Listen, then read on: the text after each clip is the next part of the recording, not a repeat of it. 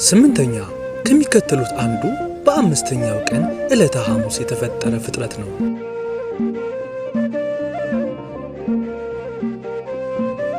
ሀ በውሃ ውስጥ በደረታቸው የሚሳቡ፣ ለ በውሃ ውስጥ በክንፋቸው የሚበሩ፣ ሐመሩሃ በውሃ ውስጥ በእግራቸው የሚራመዱ፣ መ ሁሉም።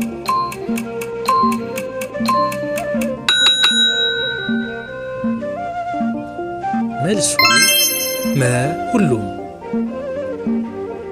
በቴሌግራም በቲክቶክ እንዲሁም በዩቲዩብ አዳዲስ ስራዎችን እየለቀቅን ነውና ቤተሰብ የሆኑ የአባ ገብረ ኪዳን መጽሐፍ አሐቲ ድንግል በትረካ በዩቲዩብ ቻናላችን እንዲሁም ደግሞ የተለያዩ ጥያቄዎችን በቲክቶክ እንዲሁም በቴሌግራም ደግሞ የአባ ገብረ ኪዳን መጽሐፍን በሶፍት ኮፒ ፒዲኤፍ አዘጋጅተናልና አሁኑኑ ይቀላቀሉን።